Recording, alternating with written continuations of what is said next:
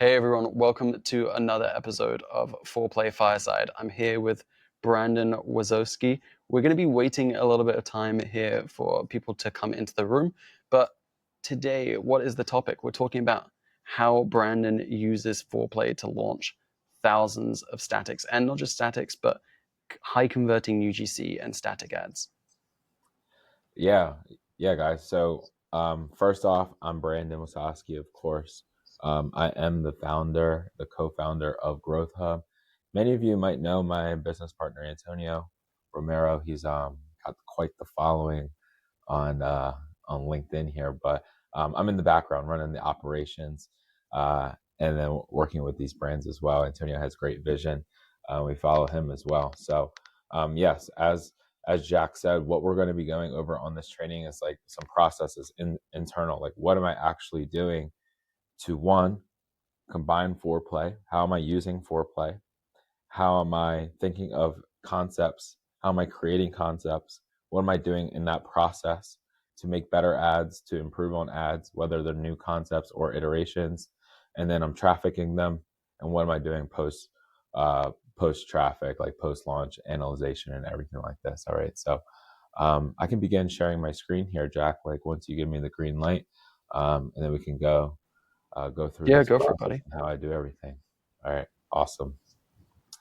Awesome. So, in the middle of everything, let me know if anything breaks up or anything like this. But I think we'll be good to go. So, one sec. Okay, here we are. All right. How's this? Can we see this? Okay. Yeah, it looks good, man. All right. Awesome. Thank you. What are you using here? This looks kind of like Notion, but a little bit different. Yeah. So this is Gamma. Nice. So awesome AI tools. I got on. I was like, Jack, the Foreplay is awesome. I literally use it all the time. We got a couple different AI tools that I'm going to go through. Gamma is definitely one of them. Oh, yeah. Hey? Of course, ChatGPT, but Gamma basically makes me create this entire slideshow here. The only thing they don't let you do is embed like a video. So like if this was a video, I can't like play a video here. But yeah, it does look like Notion a little bit. Just this basically, I didn't, yeah, use Gamma. Use Gamma for sure. If I was in Awesome. college again, like this would be awesome. So yeah, let's get into it. Basically, I'm going to be going over what I do. So inside of the company, inside of Growthub, what I'm doing, I'm the creative strategist. So I'm literally thinking of ads. I'm trafficking the ads. I'm using motion to analyze the ad creatives. Like how well are they doing? What's my best working ad creative? Where in the funnel is it working? And then we're taking that information, we're creating iterations off of what's already winning, and we're creating duplicates of them. So let's just say if I have one winning creative, I'll turn that one winning creative into about 3 to 6 more, maybe image concepts, making small tweaks to them, like maybe the background image, or I might turn it into a UGC video, right? So I'm kind of just multiplying that one winner into maybe 6 more winners. And the ultimate goal is to get more winning ads in the ad account, obviously, but doing that more effectively. So this is basically what this workflow is going to be about. My strategy, honestly, like it really depends what brand I'm working with, but what I really love to do, I love to rapid test, blitz test, whatever you want to call it, static images. I really like to start with static images because UGC can get expensive quick. Working with creators, I know there's a lot of different AI UGC out there. It is really difficult. It's really difficult even when you do have the AI UGC. You still got to take it to post production and get it done. So honestly, I like to blitz test, rapid fire test static images.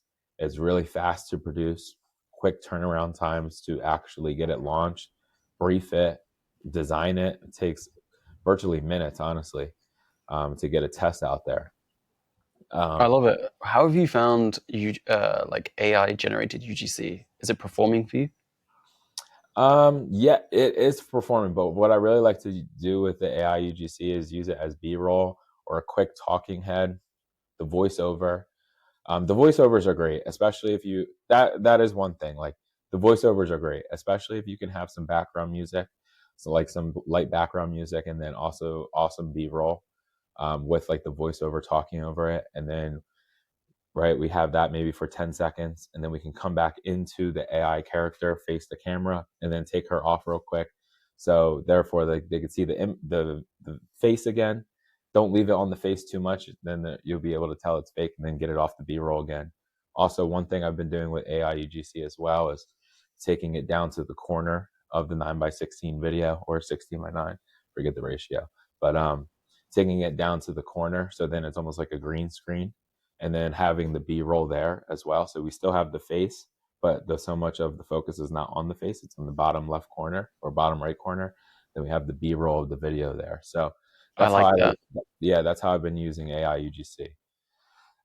It definitely works, but you got to get creative. You got to get creative. Definitely do not run a 60-second video of the UGC AI UGC creator just doing a talking head. Like, yeah, you'll get to see it's fake real quick. Right. Yeah, so I definitely like to rapid test static images just because it's super easy, fast, and it keeps our costs down for brands. Whether it's the agency or whether it's the brand itself, doesn't really matter. Like, it's just efficient, honestly. And like, when running any type of like creative pipeline or creative workflow, or a company in general, like, we're really looking at efficiency. Like, what's the fastest way we can do it with the highest quality possible? Doing more with less. Um, People might think it's an impossible equation, but it's just the vision and the workflow that you put behind it to actually make it possible. AI really helps us. So, like I said, UGC can get expensive quick, especially if you do not have any UGC at the moment. So essentially, static images let us turn these winning ads or headlines into winning scripts. I love to say this. I say every picture is worth 1,000 words. We've heard that forever. So I just turn those 1,000 words into a UGC script, and then we start creating winning images winning UGC like this. This is literally what we do. So yeah, in general, I get to just test more images, headlines, and hooks in days, and definitely not weeks. With this, Foreplay is my starting point. Absolutely. The first thing I do, can we still see the screen, guys? The first thing I do is create a Foreplay board for any of my brands. So we're just going to go through like a replica brand right now. We're so good, Jack. You can see this? Yep, Okay. I see it. All right. Sorry about that. No worries, man. The Riverside, the icon left at the bottom left. So I was just making sure we're okay. So anyway, everything that starts this entire process, I go to Foreplay. I type in a keyword here. So we're just going to use this brand here. And one of the competitors is going to be Crepe Race. So the main thing is like with it's crepey skin. So it's actually, I've actually come to learn of this. I'm 27. I don't have a crepey skin yet. This only happens to people over 45, 50 years old. I've learned so much about this market by obviously doing my competitive and market research on this. Now, one of the competitors is Crepe Race. Of course, the easiest thing I could have done was the client tell me Crepe Race is our competitor. I go to Crepe Race, I look at the ads library, kind of save ads inside of my Foreplay board. What I also like to do inside of Foreplay as well is I like to type in keywords. Like, so I'll type in like crepey skin, for example. Let's see what comes up. So then now I get many more brands that are not just the competitor, right? So of course I can do this in ads library, but just kind of using this, like I'm going to get a lot of like not important stuff if I go ahead and use ads library. I'm going to get exactly what I want to look at here. And then I can also start to filter down. So I do, whether I'm looking for static images only, or I can go and just look at video. So format video. And then of course we could do the same thing with carousels as well. For the most part, I keep it wide open because what I'm trying to do right now is I'm just trying to get my creative research brain on demand, right? So literally, I'm just trying to create a database of different creatives that I like here. So, and also some more competitors as well. So like, for example, I like this. I have seen this ad before. I just haven't saved it yet. So what I'm going to do is I'm going to just hit this down button right here. I'm going to save it to a swipe file into the brand. I clicked statics by accident, but now it's automatically going to be saved inside of my brand folder here. Okay, now I can continue doing this. And then basically what we want to create is going to be something like this. You can see here, I have a lot of boards here. This is how I like to use it, consolidate every Nice. single business into its own. But anyway, now for this brand, we have a growing list here. I have statics and I have different video concepts and UGC concepts in here. And of course, I get to see the ad copy as well. So here's really how I like to do it. I know that we are able to get the transcript now, which is a more recent feature that you guys came out with, which was great. I don't know exactly how long ago, but I know it wasn't when I first started Yeah, it using was it, we didn't recent. have it Yeah, for here. sure. Yeah. So it's great. So I really do love to use this ad copy here. I like that I can actually see it with the creative, but I'm really using this as like concept thinking. Like, all right, I like this concept here. Like, this is definitely working. I love this ad. I didn't even think about this concept until I saw it, right? So I definitely do want to use this type of concept, but use it for my brand with our offer, our images. I'm not actually going to swipe these images from them. I'm going to use my own images, but use the same concept because my product can do the same thing, essentially. So just going back into the actual process. So everything that I do starts with Foreplay, literally, because this is where I have my entire database of all the ads that I take inspiration from, right? So whether it's different UGC style concepts or different image style concepts. Also, how I really like to use when I'm using Foreplay, I really like to look at how long the ad has been running. I don't always take this into account because sometimes ads are just got launched. For me, it needs to pass the eye test. I have sure we do need data on its side, obviously. Like this ad has been running for 108 days. We should probably do this, right? This ad right here, I love this concept. For me, it passes the eye test. It could definitely work for me. Absolutely. So I'm not even going to, it's still running. Or no, it's not running. It only ran for 9 days. Honestly, for me, that doesn't really matter. I like the concept. I'm going to test it and I'll find out for myself. Other times, if it's Right. You running never longer. know who's. Yeah, I couldn't agree more. You never know who's running that ad account and whether they're, just about to relaunch it, if it was launched in the wrong campaign, if they're not very good, and they're turning ads off too quick, right? You have a certain amount of, I don't want to call it gut instinct, but this aggregate knowledge from advertising that you're able to look at an ad and go, you know what, fundamentally, this is right. This is probably going to work for my customer, so I'm going to give it a try. Brandon, do you have time to answer a couple questions? Yeah, of course, of course, of course. By the Let way, me. this market is completely put me off of crepes. We've got one here from Ivan saying, "Do statics really work in 2025?" Oh yeah, definitely. For all businesses, like whether it's a startup, for startups, or I don't even want to say startups, for people who are new to running ads, launch statics. It's the easiest, fastest way to do it. Even for brands spending multiple hundreds of thousands, like I'm literally got into an ad account maybe like a month ago, and they're only running statics, and I actually did the opposite. I said, you guys should run UGC. You don't have any. But they're like, no, we don't want to. We just want to run statics. I'm like, all right, it's fine. So we're literally doing like 30 to 60-ish statics per month with them and doing this process. Statics absolutely work. Absolutely. And you can use them in all various stages of the funnel. And even honestly, just for the process behind it, like the actual operation, right? Like really think about what I said there with you get your winning statics. Now, of course, the video is going to perform better. I'm not saying that. In general, video is going to last longer, perform better. But you take that static. Every image is worth 1,000 words. Turn those 1,000 words into a UGC script, literally, like rapid fire testing with that, and then just duplicating that process. We've got another one here from, yeah, I couldn't agree more on statics is, if you launch an ad in Facebook now and it's just videos in a whole campaign, Meta will actually give you a notification and say, hey, this campaign could perform better if you add some image ads in, right? So surely statics work. It's interesting. I speak to some people, and because they're an expert at making video ads, right, they're like video ads are the only thing that work, or they're an expert at launching a high volume of static ads. So they're like, oh, static ads are the only thing that work. But maybe having different formats is a good idea, right? Yeah, yeah, and the way you launch them too, like I get a question a lot, like should we just have our statics in its own ad set? Should we have videos in their own ad set?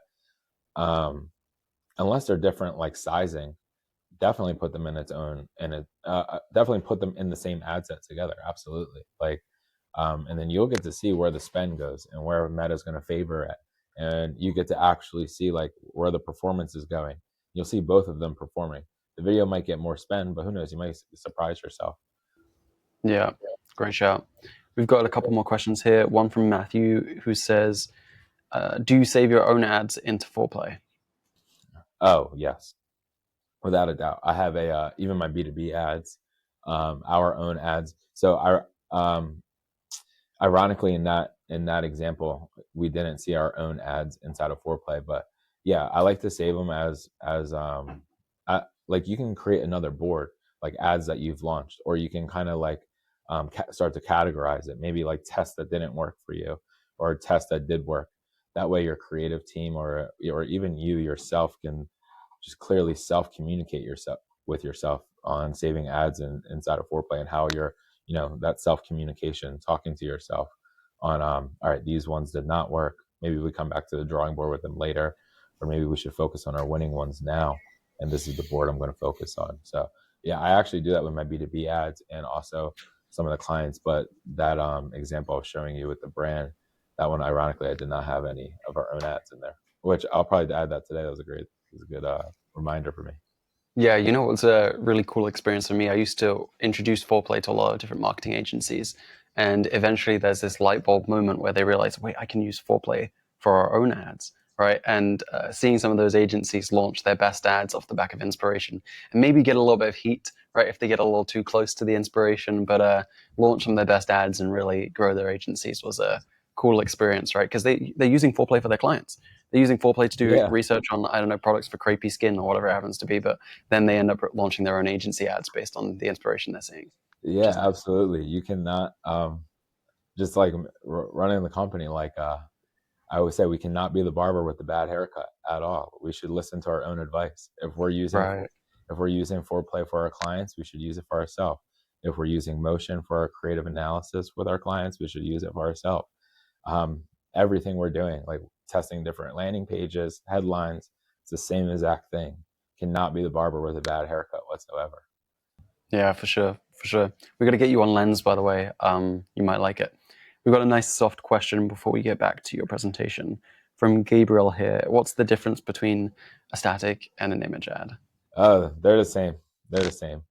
Um, just I don't know why people are calling it static.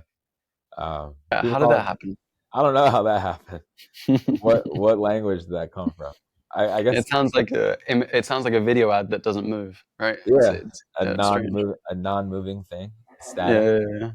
Yeah. Yeah. I don't know. Whatever you want me to call it. Who asked that question? What was his name? There's Gabriel. Yeah, it's just Gabriel. a same thing. Gabriel. If you want me to call it image, I'll call it image for you. Awesome. Let's get back into it. Okay. Just sharing here 1 second, guys. Like I said, I'm new to Riverside. I'm good with the computer. I'm new to Riverside. All right. So all right, now we're going to go from swipe file to concept, and some different AI tools that I actually use here. Okay, so kudos to my business partner Antonio. He built a static image generator for us. This is how much we use statics. Like this is literally how much we use statics. We use statics a lot, and we want to go faster. And going back to my keyword efficiency, so Antonio was like, okay, well I can just create a tool for us, and we can go faster. I was like, okay, great. And it's not absolutely perfect yet, but I love using it as mockups. And then sometimes we get a perfect output where I can literally traffic it immediately. But I literally love using it for a mockup because for someone like me, I can't talk to my designer, or I'm not the best designer either. So I need like a really good mockup that I can start to work with, give it to a designer, or even just pop it into Canva and start working on it myself. making some small changes. So in the first section, we went over how exactly I use Foreplay. So many different ways I use Foreplay. And then I also do have, if you saw how I was using it, I do have like winning static concepts. So I do like to organize it with static concepts, video concepts that I like. Okay, so let's just stick with the static for now. I'll go ahead and take like one of my winning ads. This was one of the ads that I had here. I took my winning ads, I uploaded it into Growthub AI as a reference image, and I just prompted it. I said, make the left side of the image say old me instead of week 0, and the right side of the image say new me instead of week 4. Okay, and how I got this is because of this one right here. Right, so this is the concept that I had in mind, and this was one of my winning creatives already. So week 0 to week 4. So I was like, okay, actually, in an ideal world, I want to get rid of this headline. Actually, I do want to keep this 50% off offer here. And then let's just change week 0 to old me, and let's change week 4 to new me, and see where that goes. So that's kind of like what I had in mind here. So this is the prompt I fed it, and then this is what the output was. Okay, so I didn't clarify that I actually only wanted the arms, because on my winning image here I only have the arms, but it actually gave me the face, so which was fine as well. So I use this as a mock-up. So this was my prompt. This were the outputs that I got here. Not too bad whatsoever. Pretty good here. And then what I can do now, I'll use this as a mock-up. So they aren't perfect, so I typically use these as a mock-up, send to the designer, and then I get back my tiny changes that I want in literally minutes. Excuse me, guys. Or I can just upload these in the Canva myself and make the changes based off of my winning ad creative already. So this is literally this is helping me just go faster in terms of concepts. This also spits out about 4. It'll give me 4 images immediately right after I do my prompting. Okay, so you can see here I did the prompt. Make the left side of the image say old me instead of week 0. Make the right side say new me instead of week 4. And then they gave me 4 images. Okay, and then boom, boom, boom, downloaded the ones that I like, send to the designer, and then we're good to go from there. And then after I get these back from the generator or from the designer, then I go ahead and traffic them. And this is kind of like my process when I go ahead and traffic, or just creating in general. So I'll launch, wait, and then we track some key metrics. Okay, so the launch phase is down here, guys, right here where I'm circling. So we launch it, we wait 3 to 7 days. Inside those 3 to 7 days, or 3 to 5 days, that really depends on spend. I'm looking at add to carts, I'm looking at purchases, I'm looking at return on ad spend, of course, like all key metrics that we're looking for. Okay, if it's doing horrible, which it most likely won't, if it's an iteration, it's most likely not going to do bad. You're duplicating winning creatives, and you should have some good research already. So after you launch it, you're waiting a couple days, then you're going to conduct an analysis, and we're literally only going to be focusing on top performers. We only want to iterate on top performers. There is a time where we do want to like maybe go back to the drawing board on something that didn't win, but just our focus, time, energy, resources, sticking to like the North Star of whether if it's the marketing efficiency ratio, driving in new customers, having 30 winning ad creatives in an ad account. Those are some of our North Star goals that we focus on. I literally only want to focus on top performers because I want more top performers winning. So I duplicate winning creatives. It's literally a no-brainer. So from there, I iterate on the top performers. So that makes me go back to the research phase. I can go into soon down here on how exactly how I conduct some research. But I go back into my research phase. I issue out some ideas to myself, and then I start briefing concepts. And exactly what I was just mentioning, this concept briefing, I take basically, now I don't really always send a designer words in a brief anymore. I'll send them like this image right here as a brief, like, hey, this is like literally what I'm thinking in my head, but I'm not a design person. Please design this better for me. That's literally what I'm doing with the designer. And then they're creating the ad. They're doing the designing. I'm saying, okay, this is perfect, and I'm going ahead and trafficking this. I'm launching it, and then I just go repeat this process over and over and over again. But these two phases right here help me go fast. So I can get them launched, and I want to conduct analysis as quickly as possible because we have a waiting game here between 3 to 7 days. So we know that we have a window here that we're going to have to wait to conduct an analysis. So we have to speed this process up from research to review immediately. Just to add in some more concept, guys, on what I really like to do. So this is like like I said, maybe like a 10-day thing. We're trying to cut this down to under 7 days here, right? So this is how I like to think of my creative sprints, new concepts, and iterations. So I like to conduct iterations on like a 5 to 10-day window, right? So going back to this, right? I'm only focusing on top performers. That's because I'm conducting so many iterations. So look, in a 30-day window, I'm conducting basically 2 batches of, or I'm doing like 2 creative sprints. Inside of this creative sprint, I'm literally developing maybe like 30 creatives in this. So going through this loop right here, I might conduct like 30 new creatives. Okay, and like I said, this spits out like 4 at a time for me. So I might conduct 30 here, and then the next time I might conduct another 45. Right, so that gets us closer to our 100. And then every 30 days, I like to do a new concept. And new concepts are maybe like a new different ad angle, or maybe it's a new audience that we're trying to target, or maybe it's going back to the drawing board on one of the tests that might have not worked. Maybe it had a really high hook rate, so like it was stopping the scroll, but the CPM and the CPC were super high. So we just had to change the hook out a little tiny bit. So maybe that's what a new concept could actually be.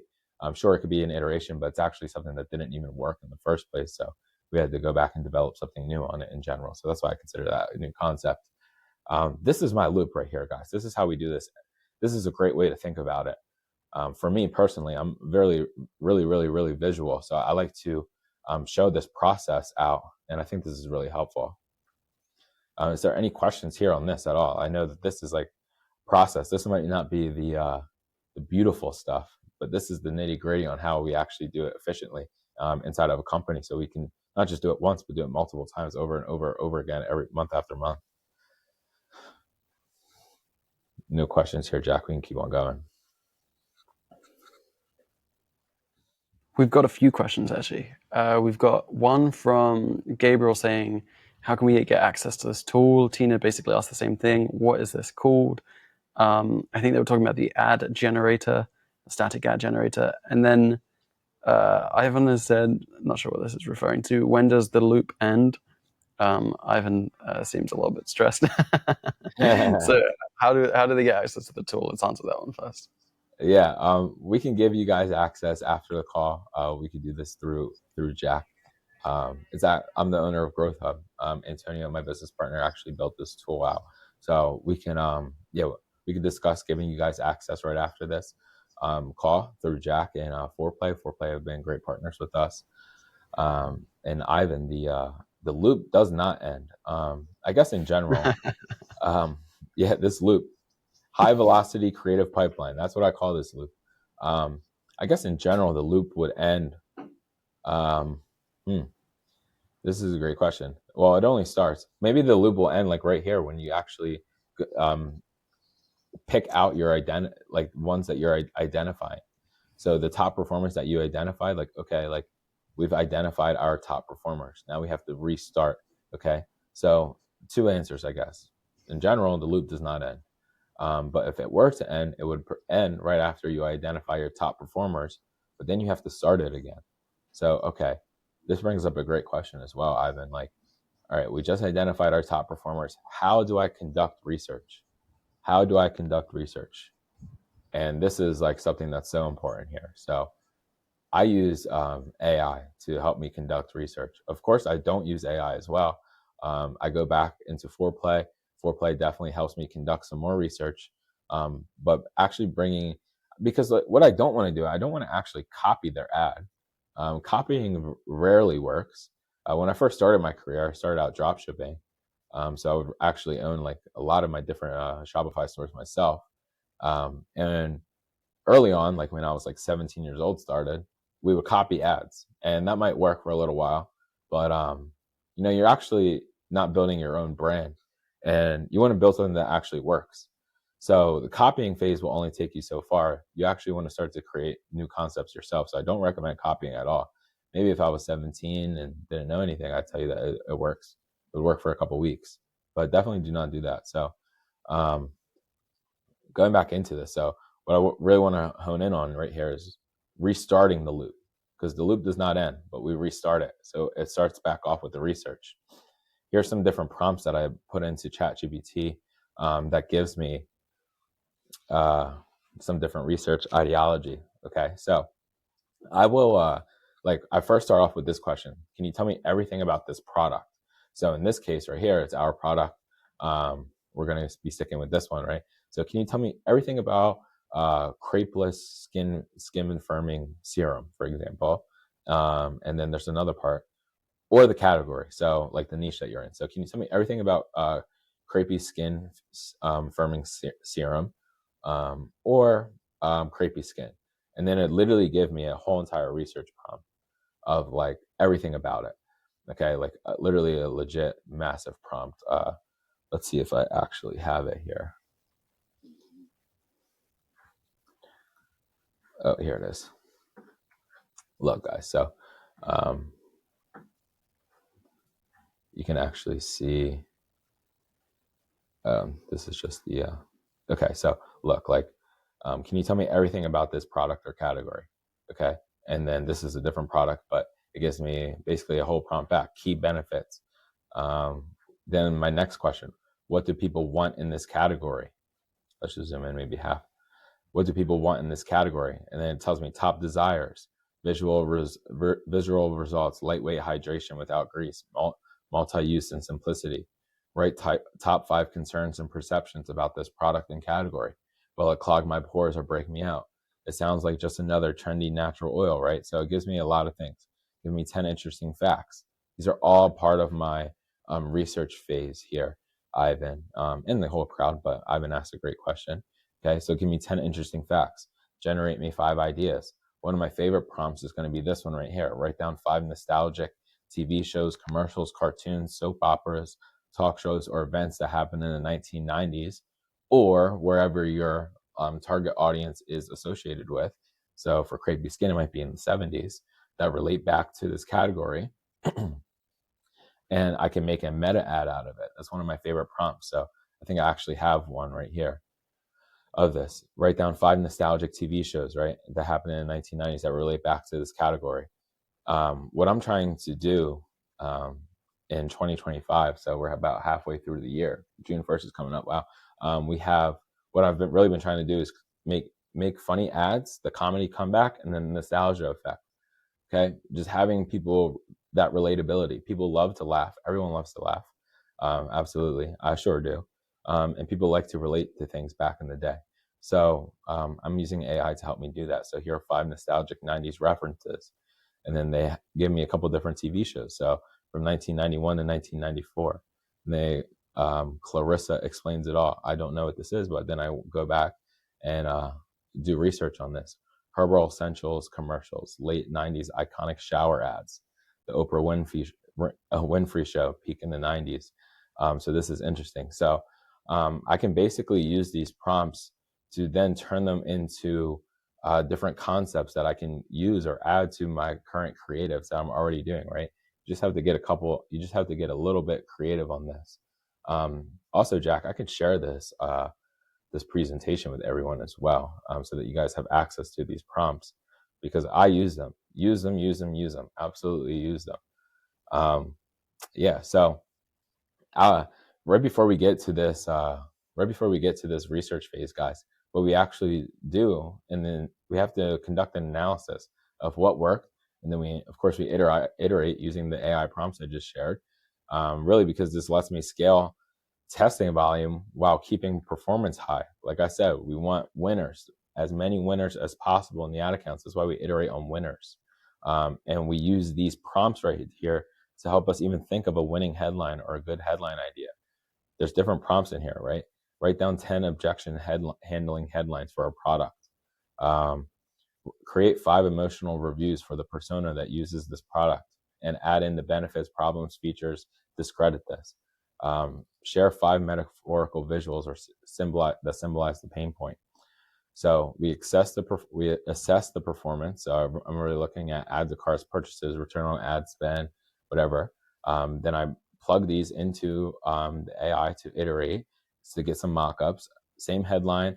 I could say keep the same headline, give me different background images, or I can do different headlines, same background images. I also like to iterate on winners with new colors, formats, and call to actions as well. And then I give this to the designer to start creating like an actual ad from the mockup that I get from here. Of course, I can launch this, but I probably won't want to. Just a good visual to go ahead and do.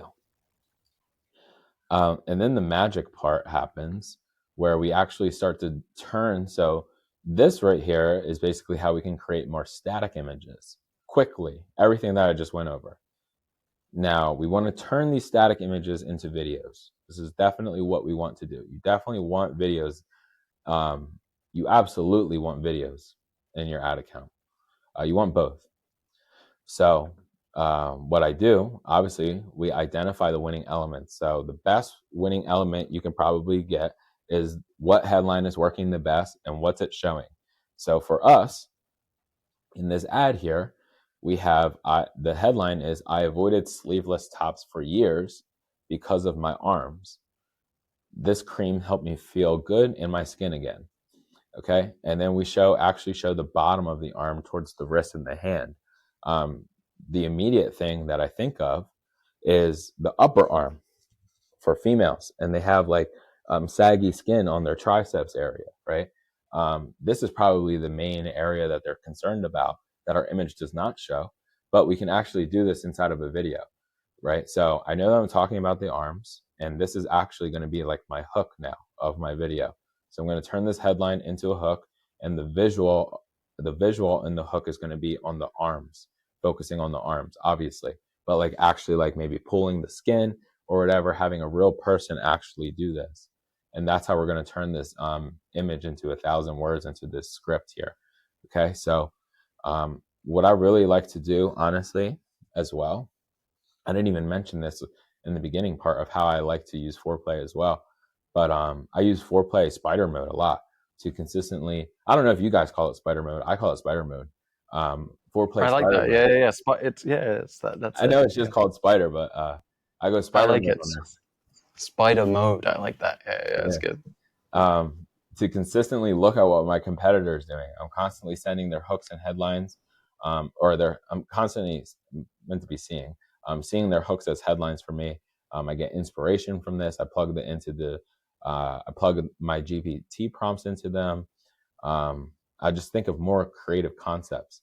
And it's really the spider mode that allows me to even think of headlines or whether it's headlines or hooks, different scripts, then we can start to get inspiration from and just start producing this way faster. Like, look what Spider Mode can do. Top performing, top performing hooks. Does your skin look like this? Look at what I got. Mother's Day sale. This is the best price on all the products, right? So you can easily put these, or like ladies over 40 use Crepe Race, which is the competitor. They use Vernal now. Anyway, we can have these as the headlines, or we can have these as the hooks as well, or you can have your winning headlines be the hooks of your video. Okay, understand what I'm saying? So Spider actually keeps track. You can of course filter, but Spider actually keeps track of all of the ads in the ad account, like new ones that pop in immediately, because if you keep it in a folder here, you'll actually have to manually save it. But if you turn on Spider mode, then you're actually able to have, you don't, I see like I didn't save this to a swipe file. It automatically populates it for me. So I use this a lot, especially for brands that I like watching their UGC off of. Okay, so this is exactly how I'm using it, and this is helping me build more UGC scripts. Okay, so this entire workflow that I went over literally unlocks and allows me to test hundreds of static ads and then duplicate them. And my goal is to get to 30 winning creatives as soon as possible. I just picked 30 in my head. I think that that's a great number to get to. It's a good like starting KPI, depending on where you are with the brand. But even if I just started working with a brand, my first goal, let's get to 30. Like that might not be the North Star for the business, but I know if I get to 30, I'm in a great spot. Like 30 new winning ads for a brand, they'll be super happy about that. It gives me, like I said, that this research to review phase, I cut down this time. And I talked about exactly how I cut down this time because I want to launch as soon as possible because we have a window here, a waiting window. Excuse me. We have a waiting window here. Okay. So this is automatically 3 days. We need this to be quicker, review to review or research to review. Okay. So that's what we need to do here. We're constantly testing and always improving. So in the end, I'm spending less time guessing and more time scaling because I'm literally only focusing on the winning iterations. Of course, I go back and focus on the ones that didn't win, but that's not where I want my time and energy and focus at and my resources at. I want it in winning. We want winning creatives.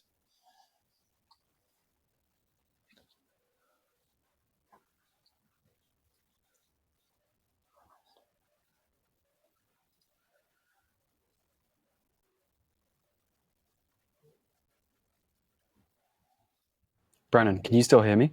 Yes, you're a little bit blurry, but I Awesome. can hear you. Okay, awesome. We've got a few questions here from people. We've got from Peter, how do you find good ad designers? Apparently everyone that he finds is too slow or too expensive. Okay. Well, if they're slow, it could lead to the brief. Okay, so that's why that's kind of one of the reasons why as well, just thinking of like the tool and the product of like how, all right, like instead of telling them the brief and then waiting for an image to get back and then me giving them revisions back on the image that they just created, I just give them something in my head and that's in my head that AI created and I'm okay with it. It happens in minutes. And then I tell the designer briefly like what to do. That is how you can speed up the actual designers. Okay. Now for finding good designers, is really difficult. I've been fortunate enough to just come in contact with great designers. A lot of the great designers are taken up by great talent already. So you are fighting that battle.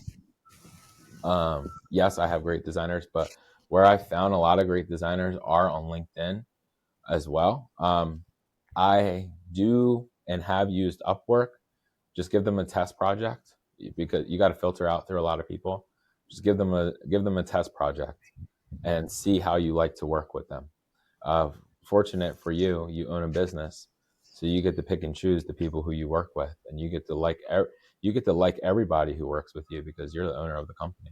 So yeah, like I I would you can use that. Just give them a test project. Give everyone a test project. But yeah, LinkedIn, Upwork, and then also I've never actually used this, but a lot of people put their portfolio on something called Behance, I believe it's called. Um, Yeah, and and there's almost like a platform where you can go and see portfolios and start to reach out to them. So it's actually a great platform to find some people on there. right. And there's some magic in this. I think for everyone listening, it might sound like a small throwaway comment, give them a test project, but it's so important. It's so important to test people. And one of the interesting things that I've seen with test projects and in particular designers working with agencies or brands is a test project that's actually related to what they're going to be doing on an everyday basis, right? It can't be some weird like derivative that's just this uh, little test that isn't actually related to what they're going to be doing every single day. So the way that I've done this in the past, hiring designers out of the Philippines, definitely recommend the Philippines and job websites for the Philippines. There's a few called Caliber, I think, is one of them. There's a few others out there. You can find really talented people who are extremely appreciative and are going to grow with the company. and tend to be quite good, and have tenure because they're really appreciative of being able to work with, American businesses. There's a lot more opportunity in the States than there is in the Philippines. Give them a test project, but make sure it relates to what they're going to be doing every single day. And what I've done is I've built Foreplay boards with statics or with animated ads, the graphics, and then I send that to them and I say, make this. And I don't even have a conversation. There's no conversation. It's in the job listing. So they have to complete that task in the application. They're not sending over a CV. I don't care about a CV. Show me your designs. Show me your ads. Right. So it's in the whole job description before they apply. And then I don't even look at the submissions. Somebody else looks at the submissions before they get to me, right? Do they meet the criteria of somebody else who is looking at those submissions? And then if it reaches me and I look at the submissions and I think they're good, then it's time to see if they'd be a good fit, right? Culturally, right? If they're gonna, if how fast they did it. That's the other piece.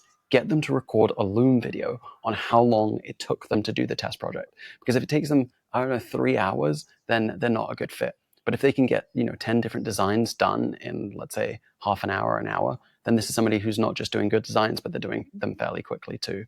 Yeah, This absolutely. process you can map onto the actual job as well. It's not just the test project, because you can create your briefs visually, just like Brandon said, by just building briefs as boards and sending them to them and saying, hey, recreate these, but for this brand, right? And that process of recreating is also the training, right? Because they're learning to design to the industry standard, to what is actually shipped and being turned on and kept turned on for a bunch of different brands. So yeah, that entire process from testing them to training them up to getting deliverables can all be the exact same thing, but it has to start right at the start. Otherwise, somewhere along the line, you're going to find out they're too slow or they're not very good, right?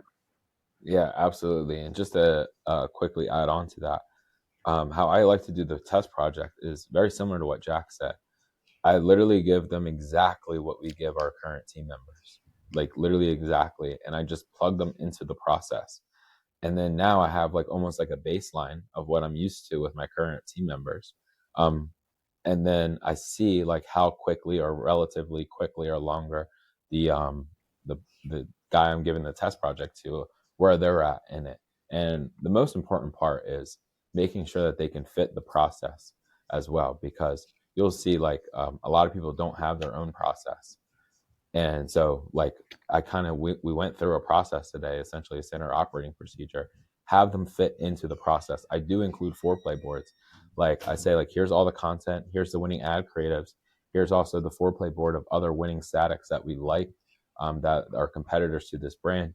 Do this, this, and that, and then we get the test project back. Yeah. You know what's fascinating as well is that if you put up, if you create more inputs, then you're requiring yourself to give those inputs every single time to your designers. Whereas if off the bat in that hiring process you don't give inputs, you say, this is the brand, this is their website, then you're going to see how they're going to go retrieve assets. Are they going to ask you for assets, or are they going to find high quality assets? Are they going to type stuff out and spell things wrong, or are they going to copy and paste? You're going to learn so much about how that person approaches a design and their success rate, right? Given very low inputs, because ideally you don't want to spend half an hour or an hour briefing a design every time, right? Yeah, absolutely. Um, we've got some more questions here from Maddie. What metrics do you look at to know which ads work? Yeah. So first off, when we first launch ads, you want to make sure that you're launching them as a purchase conversion. So create campaign, click sales, and then when you head over to your ad set, you want to make sure you're maximizing for the number of purchases and conversions. Okay. So that is first things first. Then when you go ahead and do that waiting window that I mentioned, that 3 to 7 day window, you're going to be first looking to measure your ad, how well your ad is working. You want to look at your cost per click, and then that click, and then also your click through rate. And you want your cost per click to just be for starters. Let's get it under $3 cost per click, just for starters. And then we want our click through rates to be above 2%. And if your cost per click is really high, then chances are your CPM is really high. I'm not a huge fan of CPM, but I do see these two as correlation. And then if your cost per click and CPM are high, then this means that you have to talk to a larger problem. Like maybe the problem you're speaking about is not large enough. There's not a ton of people that actually relate to that. So go back to the drawing board on the research phase. Use the prompts to get your cost per click down. Now that's to measure your ad. And then on the landing page side, you have your add to carts, you have your checkouts, and you have your purchases and your conversion rate. All of these need to be good, and then you're going to have a good return on ad spend, a good ROAS. Everyone wants a good ROAS, but if you don't have a good conversion rate or an add to cart percentage or high cost per click, then your ROAS is going to be off. So yes, measuring your ad cost per click, CTR, click through rate, and then measuring your landing page, add to cart, checkouts, and purchases. Awesome. Does that answer your question, Maddie? Oh, we've got one more question from Maddie here. What if you just focus on making one really good ad? Maybe a video, but yeah, maybe a video. Even maybe like, but you want to test. You want to test in iterations and batches. You don't know what's going to work. So you really want to test in batches. Maybe I'll have one really good image, for example, like the image I showed you, we went over. I started that image off like week 0 to week 4 with 3 different headlines. And then we found that the one headline worked. And then that one headline, we just said the headline differently. Okay. So if I only started, and it was actually 0.3. So I labeled them like 1.1, 1.2, 1.3. So 0.3 was the last one I created. And that was actually the one that worked. If I only focus on 1.1, then I might not have a winning ad right now. So put the numbers in your favor. Not too many, but doing batches of 3.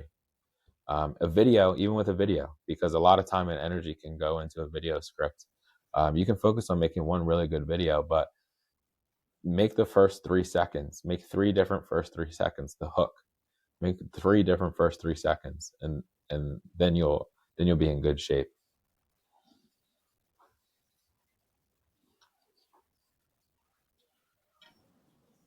Awesome. Well, this was a really interesting conversation, Brandon. I learned a bunch.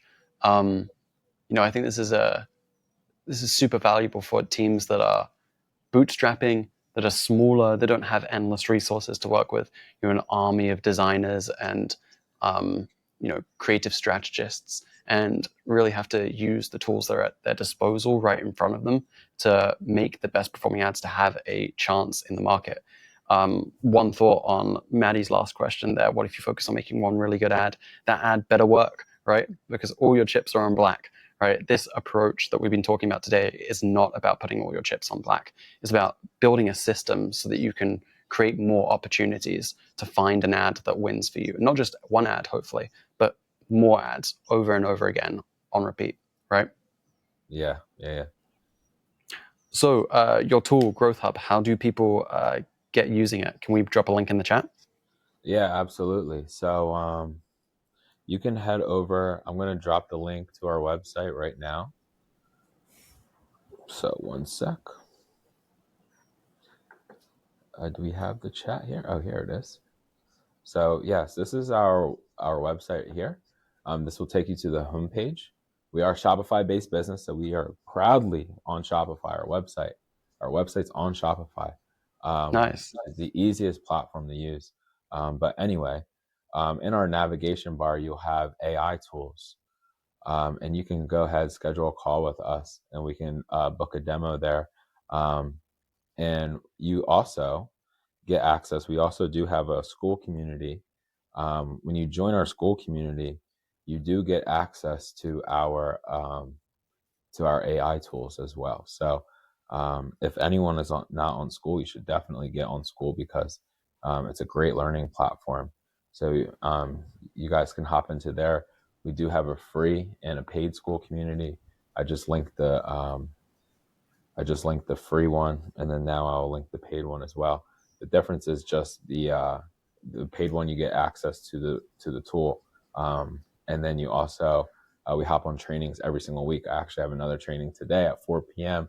We're going to be going over diversifying your traffic as well. So yeah, that's how Nice. you guys can get in touch with me as well. Awesome. I'm just moving over your links into the live stream chat. Don't worry, I get it. Live stream Riverside is complicated. Oh, Sorry about this. It's, Thank you for it's all that good, too. man. It's good. Awesome. Thank you so much, everyone. This was a great conversation. Yes, thanks for having me, Foreplay and Jack. Awesome.